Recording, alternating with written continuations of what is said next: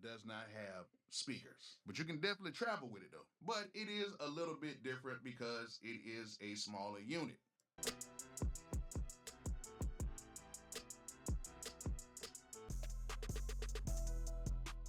So, as you can see, the MPC Key 37 has been released. It's a pretty cool device.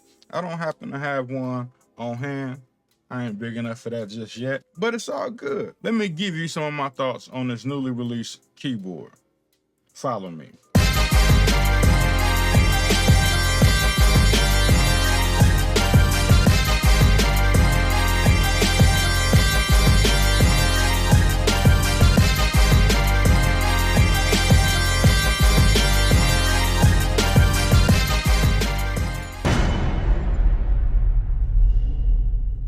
The first thing I noticed when it comes to the MPC Key 37, just off of first glance, is it has a little bit less I/O, which is kind of expected. It doesn't have a touch strip, which I really didn't expect that either. But the biggest thing that I think personally that it was missing that I would have liked for it to have is an internal expansion bay for SSD drive.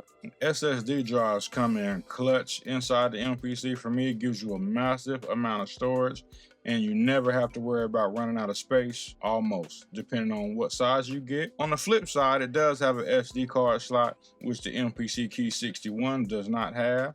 And I kind of like when the devices have both, because you can quickly switch things in and out with the SD card slot, and then you don't have to worry about storage space if you also have an SSD drive installed on the inside. I've seen all of the videos that's been released so far. One in particular said that it does have external MIDI control. I need to see that in action to believe it, because while the MPC Key 61 has some MIDI control, it doesn't work like a full-fledged MIDI controller, so to speak. One thing in particular with that is if you try to use the MPC Key 61, for example, as a MIDI controller for the MPC X, it doesn't quite work the way that you would want it to. It's really wonky. I kind of wish that they would make all of the MPCs to where they could work with each other, and you can use one as a controller for a different one if you wanted to, but right now that's just something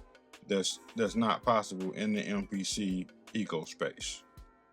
And even this keyboard is much better at MIDI control when it comes to DAWs outside of the MPC, and it's even better than the Key 61, which costs a lot more than this. Now, all of the MPCs do have MIDI support, but they don't quite work like a universal MIDI controller. Just putting that out there.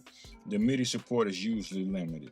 Now, that being said, one thing that I did notice is that the MPC Key 37 does not seem to be shipping out with stems. I know a lot of people kind of expected that because the stems announcement did have the Key 37 right there. I talked about it in the video. I didn't know it was the Key 37 at the time, but stems did have the MPC Key 37 in the announcement. I would have expected it to ship with stems ready to go, but according to the website right here, it says that that's still coming soon. So that would indicate that stems is not shipping with the MPC Key 37 right now, and it's still coming in a future update. Now, another thing that I was kind of surprised about with the MPC Key 37 is it didn't ship with any new instruments. That's one of the first things that popped up in my head. I was wondering when this thing comes out if there's going to be any new instruments, any new sound modules, anything like that. Because in the past, we've seen with all of the previous releases, there has been some type of new instrument or new effects that also come with it. And we don't seem to have that either, outside of the stem that still says it's coming soon. So that's also one of the things that that's a little different with this release. As for me personally, I don't think that I'm going to be getting the MPC Key 37 because I already have the MPC Key 61, but I do think it's a nice piece for anybody who's looking for something with a small footprint. If anybody's looking to purchase this device, I will have a link in the description. It will help the channel if you use it, but you can get it at no credit or background check to you, and it is a notch above the MPC 1 or the MPC 1 Plus.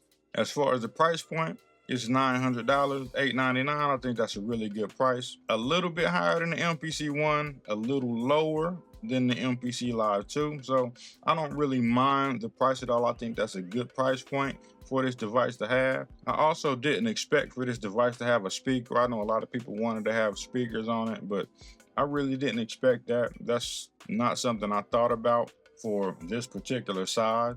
I kind of feel like maybe the 61 should have had speakers on it because it's probably big enough to fit some in there somewhere.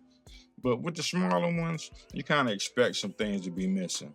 I'm still hopeful that we'll see a lot of nice things in the future. Maybe one day I'll be big enough where they'll send me something and let me rock with y'all, but not this trip. That's all I got for this video. And as always, I'll see you in the next one. I'm out.